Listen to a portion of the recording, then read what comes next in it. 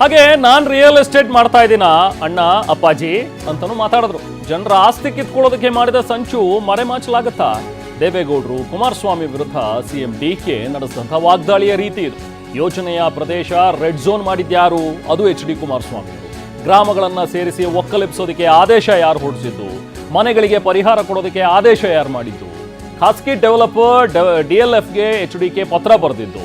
ನಮ್ಮ ಅಣ್ಣ real estate ಅಂತ ಹೇಳ್ತಾರಲ್ಲ, ಅವರೇ DLFಗೆ ಪತ್ರ ಬರೆದಿದ್ದು ಅಂತ ಹೇಳಿ ಸಿಎಂ DK ಶಿವಕುಮಾರ್ ಟಾಂಗ್ ಕೊಟ್ಟಿದ್ದಾರೆ. DLFಗೆ 15 ದಿನದಲ್ಲಿ ಅಗ್ರಿಮೆಂಟ್ ಮಾಡುವಂತೆ ಕೂಡ ಅವರೇ ಹೇಳಿದ್ದು ಅಂತ ಹಿಂದಿನದೆಲ್ಲವನ್ನು ಕೂಡ ಇವತ್ತು ಅವರು ಜನ್ಮ ಜಾಲಾಡಿದ್ದಾರೆ ಅಂತಾರಲ್ಲ, ಆ ಥರ ಅದೆಲ್ಲವನ್ನು ಕೂಡ ಇವತ್ತು ದಾಖಲೆ ಸಮೇತ ಸಿಎಂ DK ಶಿವಕುಮಾರ್ ಬಿಚ್ಚಿಟ್ರು.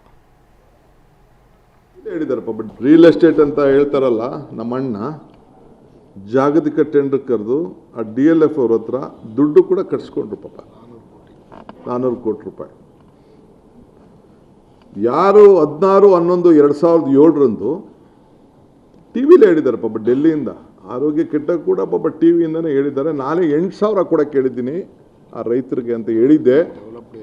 ಡೆವಲಪ್ಡ್ ಏರಿಯಲ್ಲಿ 8,000 ಅಡಿ ಕೂಡ ಕೇಳಿದ್ದೀನಿ ಅಂತ ಅಂದ್ಬಿಟ್ಟು ಪಾಪ ಟಿವಿಲೂ ನಾನು ಅದನ್ನು ಗಮನಿಸಿದ್ದೆ. ನಾನು ಆಗ ರೈತನಿಗೆ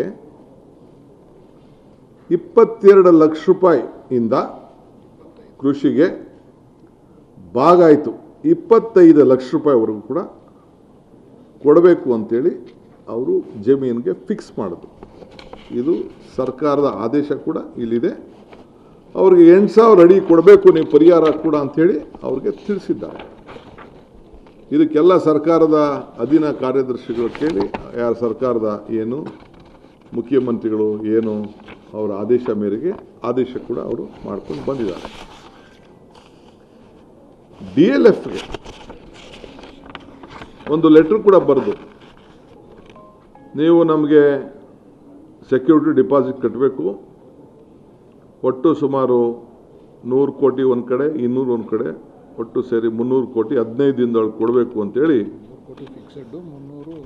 100 ಕೋಟಿ ಫಿಕ್ಸೆಡ್ಡು 300 ಕೋಟಿ ಪೇ 15 ದಿನದಲ್ಲಿ ನೀವು ಕಟ್ಟಬೇಕು ಅಂತೇಳಿ ಅವ್ರಿಗೆ ಲೆಟರ್ ಆಫ್ ಇಂಡೆಂಟ್ ಮಾಡಿ ನೀವು 15 ದಿನದಲ್ಲಿ ಅಗ್ರಿಮೆಂಟ್ ಮಾಡ್ಕೋಬೇಕು ಅಂಥೇಳಿ ಮಾಡಿದ್ದಾರೆ.